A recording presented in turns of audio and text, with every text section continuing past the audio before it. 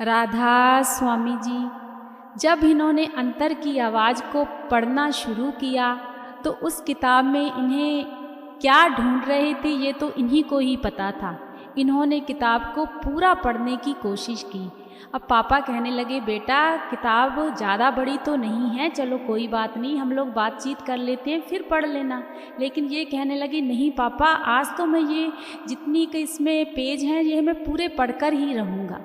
तो पापा कहने लगे, ठीक है बेटा पढ़ लो। इससे पहले के जो पार्ट हैं आप प्ले लिस्ट पर जाकर देख सकते हो, सुन सकते हो। तो इन्होंने क्या किया, दोपहर तक वह अंतर की आवाज़ किताब को पूरा पढ़ लिया। जब पूरा पढ़ लिया तो पापा ने कहा कि बेटा पूरी पढ़ ली? तो कहने लगी, हाँ पापा पूरी पढ़ ली है। तो पापा कहने लगी, कैसी लगी? तो इन्होंने आगे से कुछ ज़्यादा कुछ नहीं कहा, कहने लगी हाँ ठीक थी, बढ़िया थी।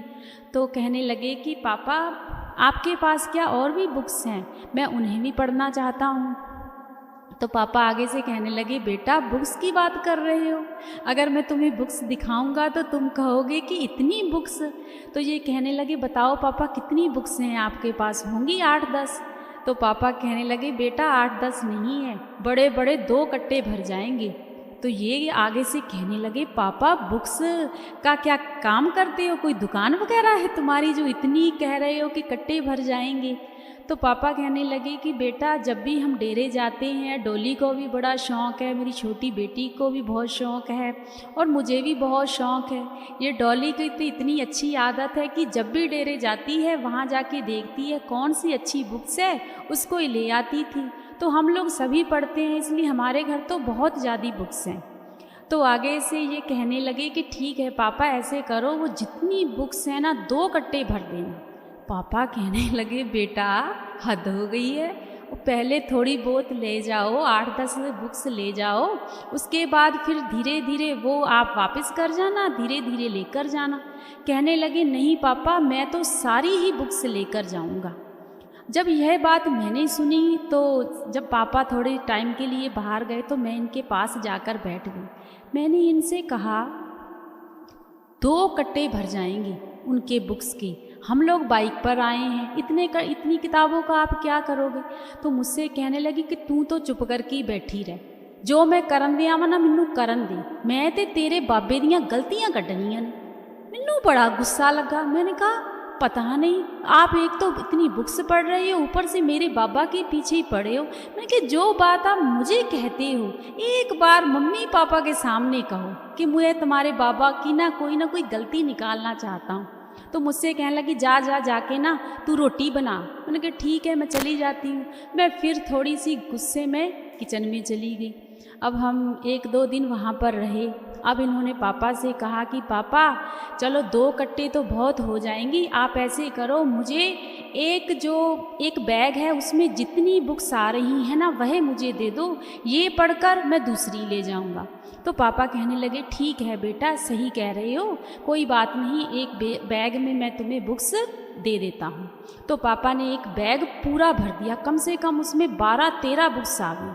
जब 12-13 बुक्स आ गई, अब मुझे बड़ा गुस्सा आए क्योंकि मुझे पता था कि ये तो बाबा जी को आजमाने के लिए इतनी बुक्स लेकर जा रहे हैं। ऊपर से हम बाइक पर, हमारे पास भी बैग था, ऊपर से इन्होंने किताबों का बैग भर लिया। जब हम वहाँ से अपने घर से निकले, वहाँ तो मैंने कुछ नहीं कहा, वहाँ शहर में भी मैंने कुछ नहीं कहा। जब हम थोड़ी रोड पर गए ना तो मैंने इनसे कहा कि आपने बाबा को आजमाने के लिए, हमारे गुरु को आजमाने के लिए पहले तो मुझे ये बता दो इन बुक्स का करना क्या है। ये भाई मुझसे पूरी रास्ते में नहीं बोले, मुझसे कहने लगे तू अपने काम रख। मैनू बड़ा गुस्सा लगा। मैंने कहा कि हद हो गई है आपकी, मम्मी पापा के सामने तो आप मीठे मजनू बने फिरते हो कि पता नहीं हमारा जो जमाई है वह तो खंड है, खंड पूरा खंड क्यों इन्होंने बनाया है, और मेरे साथ आप ऐसे बातें करते हो। अगर मैंने आपकी एक भी शिकायत लगा दी ना तो देखना मेरे मम्मी पापा मुझे उसी दिन वहाँ से ले आएंगे। तो मुझसे आगे से कहने लगे, कह अपने मम्मी पापा से कि ताड़ा जवाई एहो जिहा है। मैंने कहा इस लड़ोके से बोलने से अच्छा है घर जाओ शांति से। हम लोग कैसे लड़ते झगड़ते घर आ गए। जब हम घर आए तो हमारी शादी को दिन ही कितने हुए थे, 15 दिन हुए थे अभी शादी को। जब घर आए तो मम्मी पापा बड़े खुश हुए कि चलो हमारे बच्चे घर आ गए हैं। पापा मम्मी ने देखा कि पता नहीं इन्होंने बैगों में क्या भरा है। जब निकाली हमने बुक्स तो पापा कहने लगे, इतनी बुक्स क्या करनी थी डॉली, तूने अब इतनी बुक्स पढ़नी है। मैंने कहा मैंने नहीं पढ़नी है, अपने मुंडे को पूछो, अपने बेटे को पूछो, मुझे कुछ नहीं पता है। अब जब 15 दिन किसी की भी शादी को हो जाते हैं, मुझे ऐसा लगता है कि लोग तो जहाँ तो घूमने के लिए जाते होंगे, जहाँ अपने रिश्तेदारों में जाते होंगे, लेकिन एक मैं थी जिसे ना तो कुछ समझ में आता था, क्योंकि मुझे तो सिर्फ़ और सिर्फ अपना गुरु ही हर तरफ दिखता था।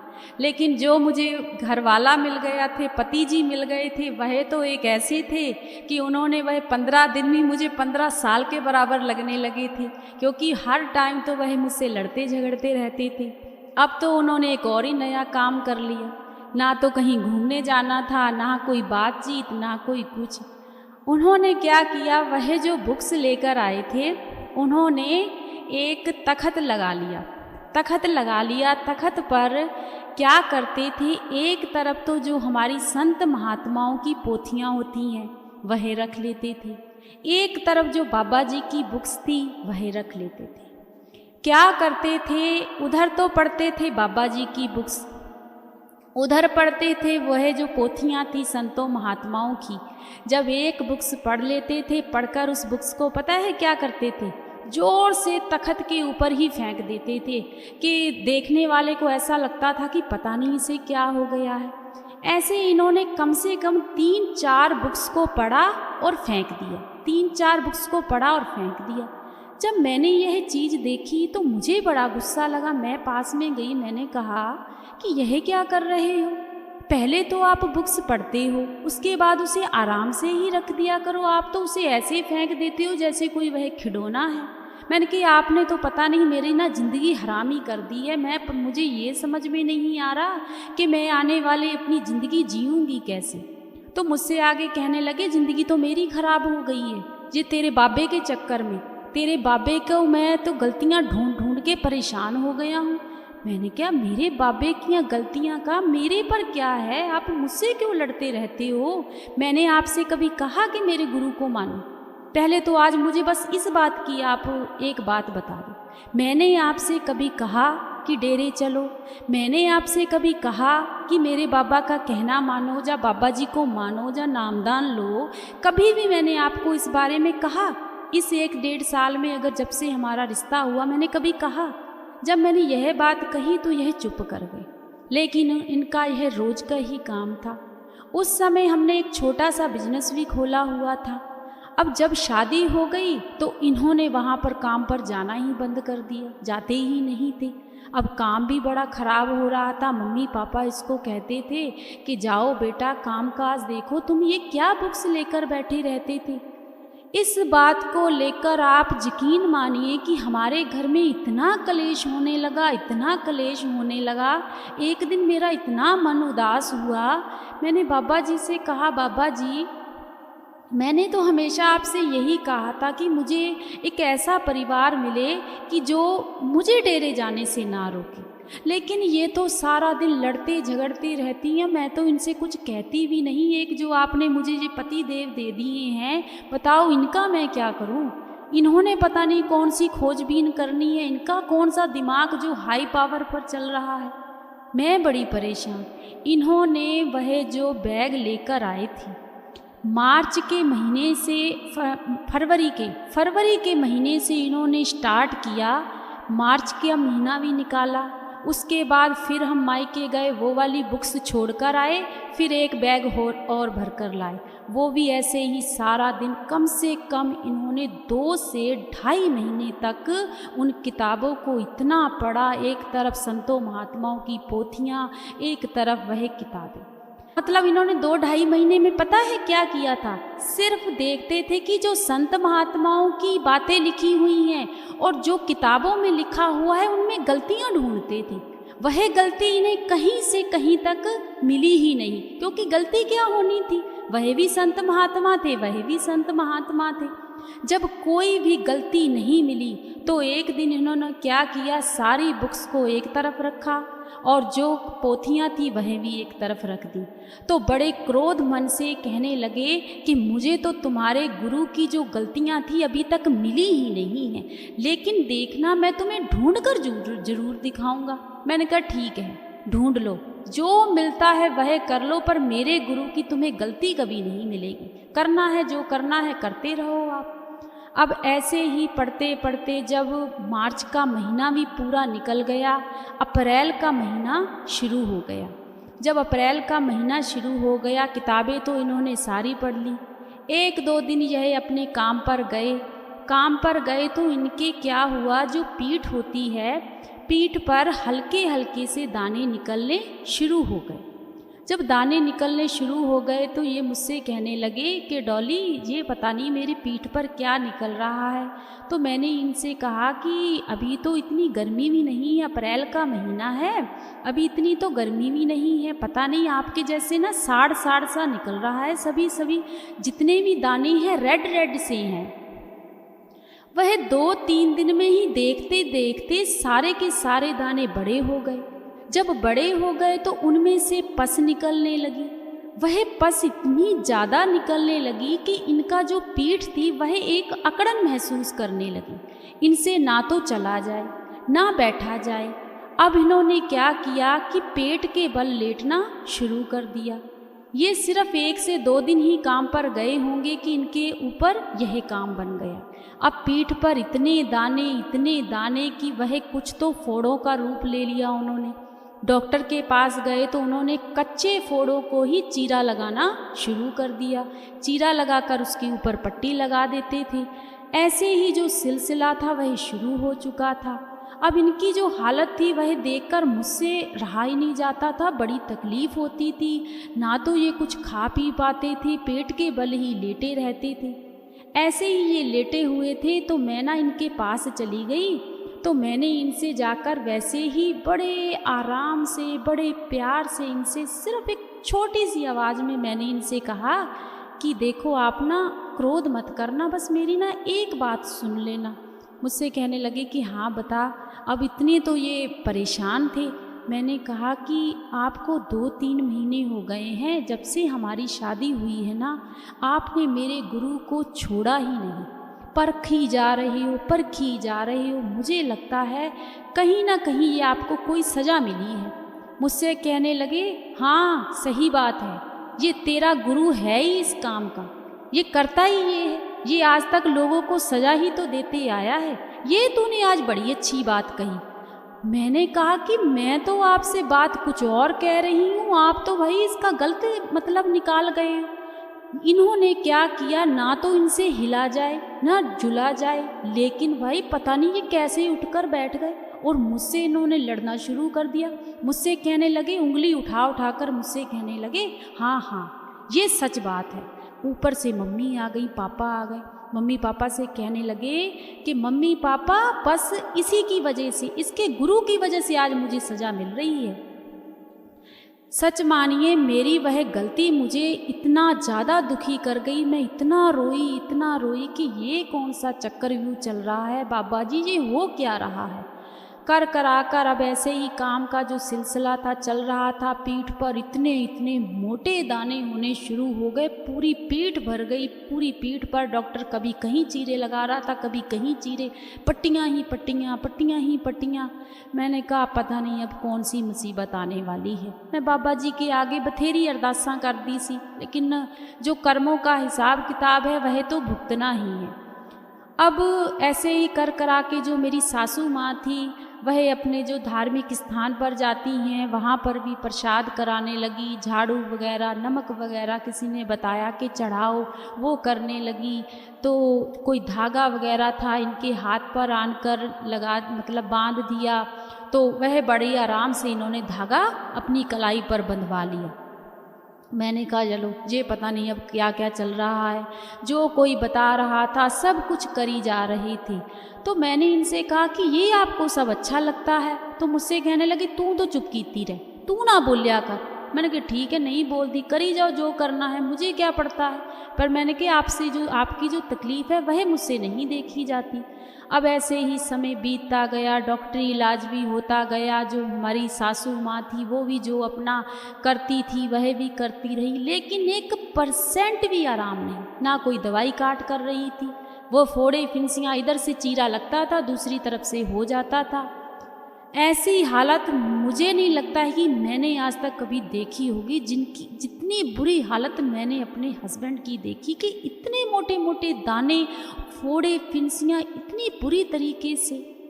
चलो ऐसे ही कम से कम हमें 20-25 दिन हो गए, लेकिन कोई आराम नहीं। मम्मी पापा का मेरे फ़ोन आता ही आता था, हालचाल पूछते ही थे। एक दिन मेरी मम्मी का फ़ोन आया कि बेटा, मैंने कहा था बाबा जी को जब तुम्हारी शादी हो जाएगी उसके 2-3 महीने बाद ही हम लोग ना, जब भी वहाँ पर भंडारा होगा हम लोग आएंगे। तो अब बेटे की भी तबीयत सही नहीं थी, इसलिए मैंने कहा नहीं था।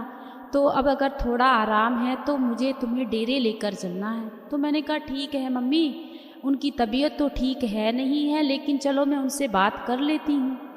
जब मैंने भाई इनसे बात की कि ऐसे ऐसे डेरे चलना है, तो जे तो फिर शुरू हो गए, ओ तेरा केड़ा बाबा है, ओ तू केड़े बाबे दे कोल जानी है, तू केड़े मेरे ते जादू करवाए ने, तू मेरे ते की कुछ करवा दिता है, तू कर दी की है, अज जिदन दी तू आई है तेरा बाबा आया, मैनू ते घरी केड़े पाया है।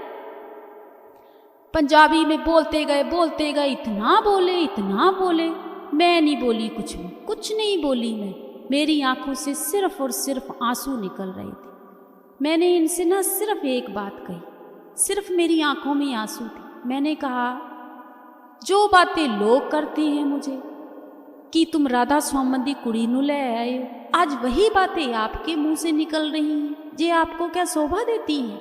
आज अगर आप मुझे ये सब कुछ कहोगे तो फिर लोग तो मेरा मजाक बनाएंगे ही कि उनकी राधा स्वामियों की लड़की आई थी इसलिए इनका लड़का बीमार है। मैंने की हद हो गई है। मैंने की दुख आपके कर्मों का, कसूर मेरे बाबा जी का, मेरे गुरु का। अगर आप कहते हो तो मैं कभी डेरे नहीं जाऊंगी, मैं कभी बाबा जी का नाम तक नहीं लूंगी, पर मुझे बख्श लो, मुझे माफ़ कर दो। मेरी आंखों में इतने आंसू। अब पता नहीं बाबा जी की क्या मौज हुई जब मेरी आंखों में आंसू देखे, और जब मैंने इतनी बातें कही तो ये चुप कर गए। जब ये चुप कर गए तो मैं भी अपने कमरे में अंदर चली गई। ये बाहर ही लेटे रहते थे। जब मैं 1-2 घंटे मैंने इनको बुलाया ही नहीं, मैंने नहीं बुलाया, तो मैं ना इनके पास में गई, तो मुझे खुद ही आवाज़ देने लगे कि डॉली इधर आ। तो मैं पास में गई, मैंने कहा हाँ जी बताइए। तो कहने लगे कि तू रो क्यों रही थी? मैंने कहा कुछ नहीं, ठीक हूँ मैं, कोई बात नहीं, आप आराम करो। जब मैं कह के फिर से वहाँ से आ गई, थोड़ी देर हुई तो मेरी मम्मी जी का ना फिर से फ़ोन आया कि बेटा तुमने बात कही थी। अब मैंने कभी अपने मम्मी पापा को 3 महीनों में कभी ये बात बताई ही नहीं थी कि आपके जमाई मेरे साथ ऐसा करते हैं, या मुझे गलत बोलते हैं, या बाबा जी को गलत बोलते हैं। मैंने मम्मी से कहा नहीं मम्मी, उनकी ना हालत ठीक नहीं है, वो नहीं जा सकती। तो मम्मी, अच्छा जो मेरे हस्बैंड थे ना, मेरे मम्मी पापा की, भाई की, बहन की, मतलब मेरे जितने भी ससुराल के मायके वालों के जितना भी परिवार था, उनकी सभी की रिस्पेक्ट करते थे। सिर्फ गलत बोलते थे तो सिर्फ मुझे बोलते थे, वो भी बाबा जी को लेकर कि बाबा जी ये उनकी गलती निकालना चाहते थे। अब मम्मी का जब फ़ोन आया तो मम्मी कहने लगी कि बेटा तू ऐसे कर, तू ना मेरी गल करा मेरे बेटे दे नाल। मैंने कहा ठीक है मम्मी, मेरी वो ठीक तो है नहीं, आप ऐसे करो, आप बात कर लो। जब मम्मी ने इनको फ़ोन दिया तो मम्मी जब इनके साथ बात करने लगी तो भाई ये तो इनकी तो ट्यूनिंग ही चेंज हो गई। हाँ जी मम्मी जी, अब देखो सबसे बड़ी बात, कितनी खुशी की बात मैं आपको एक और बताऊं। सबसे यह नमस्ते कहते थे, सत श्री अकाल कहते थे, लेकिन जब मम्मी का फ़ोन आता था तो सबसे खुशखबरी की बात ये है, शुरू से ही जब से हमारा रिश्ता हुआ था मम्मी को यह राधा स्वामी जी कहते थे, सिर्फ मम्मी को। मम्मी हमारी इसी चीज़ को लेकर बड़ी खोज के मेरा पुत्र ते मैनू राधा स्वामी कहता है। जब ये मम्मी को राधा स्वामी कहते थे ना, सच मानिए मुझे बड़ा इन पर गुस्सा आता था। देखिए कितना फकंडी इंसान है, मम्मी के सामने हीरो बना है, मेरे सामने देखो कैसे करता है। अब जब मम्मी का फ़ोन आया तो मम्मी से कहने लगे, मम्मी जी राधा स्वामी जी। तो मम्मी बड़े प्यार से, बेटा जी तुसी ठीक ते नहीं गे, मैनू पता है, लेकिन ना इतना इतना मैंने सोचा था कि जब शादी होगी ना डेरे चलेंगे। तो बड़े जी कहने लगे, ठीक है कोई बात नहीं मम्मी, डेरे चलेंगे, कोई बात नहीं, कदू जाना है। तो मम्मी कहने लगी, बस थोड़े दिन ही हैं, तुम ही दवाई वगैरह खा ले ते आराम कर ले ते फिर आपा डेरे चलना है। तो कहने लगे, ठीक है मम्मी जी, ठीक है, तैयारी कर लेते हैं, हम लोग डेरे चलेंगे। चलो जी, मम्मी के सामने डेरे के लिए तैयार हो गए। लेकिन मेरा तो, मैं अंदर जाके ना बड़ा मुस्कुराई, साथ में मेरे आंसू भी निकले और खुशी भी कि ये तो भाई काम ही उल्टा पड़ गया, सारा कुछ ये तो अलग ही हो गया। अब क्या हुआ कि जब मैं इनके पास गई तो मैंने कहा कि अब आप क्यों मान गई हो? वही फिर वही ट्यूनिंग, मुझसे कहने लगे, जा तू अपना कामकार जाके, अब मुझे देखूंगा। वो तो मैंने मम्मी से हाँ कह दिए, मुझे जाना थोड़ी ना है। मैंने की हद हो गई है, उधर मेरे भाई रिजर्वेशन करवा लेनी है, सारा कुछ करा लेना है, और आप कह रहे हो जाना नहीं है। मैंने कहा नहीं जाना थे ना जाओ, मेरा छुटकारा करो, मैंने ऐसे ही कहा। चलो जी, ऐसे ही समय बीतता गया। इनकी जो पीठ का दर्द था, फोड़े फिंसियाँ थी, वह हटने का नाम ही नहीं ले रहे थे। दवाई वगैरह चल रही थी, जब दवाई खा लेते थे तब थोड़ा दर्द ठीक हो जाता था, तो उठकर थोड़ा बहुत चल लेते थे। अब ऐसे ही जो डेरे जाने का समय था वह नज़दीक आ गया। जब मम्मी का मुझे फ़ोन आया कि बेटा ऐसे ऐसे हमारी परसों की रिजर्वेशन हो गई है, थर्सडे को जाना है, फ्राइडे को पहुंच जाएंगे, फ्राइडे को भी शाम को बाबा जी क्वेश्चन आंसर होते हैं। मैंने कहा ठीक है मम्मी जी, मुझे नहीं पता, आप ना अपने जवाई से ही बात कर लीजिए। जब इनसे बात कही तो ये कहने लगे कि मम्मी मेरी ना तबीयत बहुत ख़राब हो गई है, फोड़े फिंसियाँ तो एक तरफ हैं, मुझे तो वॉमिटिंग और लूज मोशन इतने हो रहे हैं कि मुझे एक सेकंड के लिए भी आराम नहीं है, और सच में इनकी हालत बहुत ख़राब हो गई। एकदम से इन्हें लूज मोशन, ऊपर से वॉमिटिंग, इतनी दवाई आ रही थी लेकिन कुछ आराम ही नहीं आ रहा था। तो मम्मी कहने लगी, कोई बात नहीं बेटा, ये बाबा जी का कोई होता है, जिन्ना दे करम भारे हुंदे ने ना, जिन्ना दा कोई लेना देना होंदा है, वो जेड़ा भी बंदा, चाहे वो कुड़ी बच्चा, छोटा बच्चा, बड़ा बच्चा, जब भी वो डेरे जाते हैं ना, ये मैंने बहुत लोगों से देखा है, अपनी आँखों से देखा है कि जिनके ज़्यादा भारे कर्म होते हैं ना, डेरे जाने से पहले उन पर कष्ट आता ही आता है। जब यह बात इन्होंने सुनी तो मम्मी से तो कुछ नहीं कहा, अब फ़ोन काट दिया और मुझसे कहने लगे, वाह आते मैं तुहाडा बाबा अलग ही देखिया है। तभी तो मैं कहता हूँ तुहाडा बाबा जेड़ा है किसी काम दा नहींगा, तभी तो मैं उसे देख रहा हूँ कि करता क्या है, तभी तो मैं उसकी गलतियों को ढूंढ रहा हूँ। मैंने कहा अब क्या हो गया है?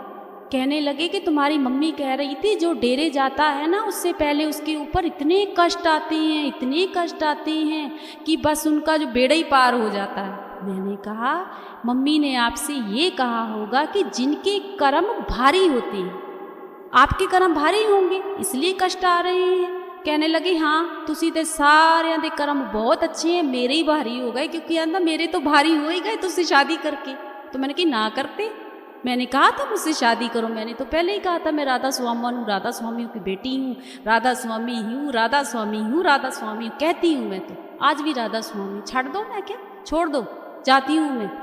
अब कहने लगे बैठी रहे चुप करके। मैंने कहा ठीक है बैठी रहती हूँ ऐसे ही करते रहते थे। अब क्या हुआ, चलो जो भी होना था, क्योंकि मम्मी पापा के सामने तो बोलते नहीं थे जनाब जी। सारी मैंने तैयारी कर ली, बैग पैक कर लिया, सब कुछ कर लिया, दवाई वगैरह भी खा ली। लेकिन यहाँ जो मम्मी पापा थे बहुत टेंशन कर रहे थे कि बेटा हमारा बेटा बिल्कुल भी ठीक नहीं है, तुम इतनी दूर उसे पंजाब लेकर जा रही हो, तो हमें नहीं लगता कि वहाँ जाना चाहिए, तबीयत सही हो जाती तो फिर था। मैंने कहा लो पहले तो जे थे, अब मम्मी पापा भी बीच में आ गए, अब तो बेड़ा पार ही पार है। मैंने कहा मम्मी पापा मुझे नहीं पता है, आप ना मम्मी पापा से पूछ लीजिए, अगर वो कहेंगे कि नहीं जाएंगे मुझे कोई एतराज़ है, मैं नहीं जाऊंगी। तो मम्मी कहने लगी नहीं बेटा अब जो तुमने सलाह की है जाओ आप लोग। चलो बाइक पर फिर हमने जाना शुरू किया, लेकिन रास्ते में बहुत जगह हमें बाइक रोकनी पड़ी क्योंकि इनकी तबीयत बहुत ज़्यादा ख़राब हो गई, ऊपर से वॉमिटिंग हो रही थी, पीठ एकदम से अकड़ चुकी थी। अब इस चीज़ को देखकर ना, अब सच मानिए मैं भी अंदर से टूट चुकी थी। कि इनकी सच में इतनी हालत ख़राब है, ये कैसे डेरे पहुँचेंगे। अब उधर मम्मी पापा को भी हम कुछ नहीं कह सकते थे। अब कैसे करते कराते हम लोग अपने मायके पहुँचे। जब मायके पहुँचे, जब ये बाइक से इनसे उतरा ना जाए, क्योंकि पीठ में इतनी ज़्यादा दर्द भर चुकी थी। मेरा भाई आया, भाई ने कैसे पकड़ाकर इन्हें अंदर कमरे में लेकर आए। जब मम्मी ने इतनी बुरी हालत देखी कि सच में हमारे जमाई की तो हालत सच में बहुत बुरी है, अब करे तो करे क्या। चलो जो भी दवाई वगैरह थी मम्मी पापा ने भी वहाँ करवाई कि यहाँ पर एक बहुत अच्छा डॉक्टर है, हम उसको दिखाते हैं।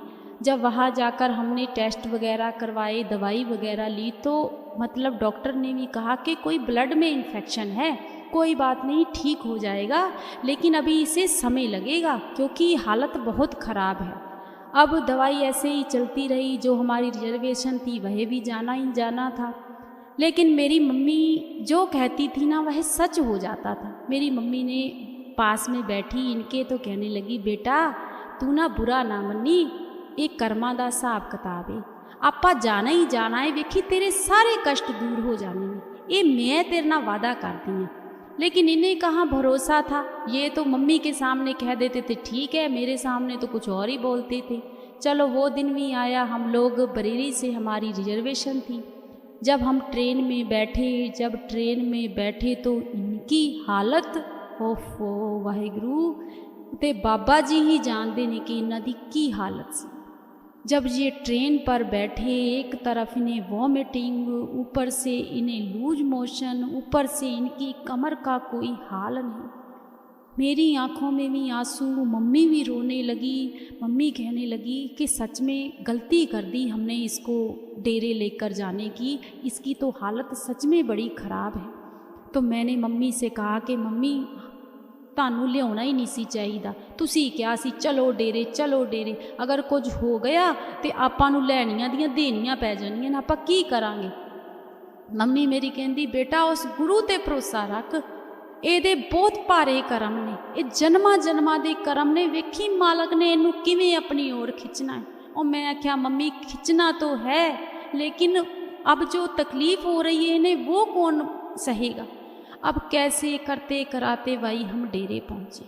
जब हम डेरे पहुँचे तो वहाँ जो मेरे भाई थे, वहाँ पर संगत बहुत थी। संगत कि आप पीछे से कोई ठोकर ना लग जाए, कि पीठ पर कोई तकलीफ़ ना हो, तो मेरे भाई ने क्या किया, पीठ के पीछे होकर इनके आगे इनको चलाने लगे, खुद पीठ के पीछे चलने लगे कि इनको कोई ठोकर ना लग जाए। उसके बाद क्या हुआ वह हम आपको आने वाली साखी में बताएंगे, क्योंकि साखी बहुत लंबी हो जाती है, पार्ट लंबा हो जाता है, तो फिर पता नहीं लगता है, फिर संगत को भी लगता है कि काफ़ी लंबी वीडियो बन गई है। लेकिन मालिक के साथ यह कैसे जुड़े, आने वाली सारी वीडियो आप देखते रहना, क्योंकि इतना बाबा जी को इन्होंने आजमाया, उनकी गलती को ढूंढने की कोशिश की, उनको आजमाने की कोशिश की, लेकिन उसका कोई भी हल नहीं निकला। वह आपको आने वाली साखियों में पता लगेगा कि आज के समय में देखो वह बाबा जी से कितना प्रेम करती हैं, बाबा जी का कितना भजन सिमरन करती हैं, वह उनके साथ क्या चमत्कार हुआ, यह आने वाली वीडियो में आपको पता लगेगा। राधा स्वामी।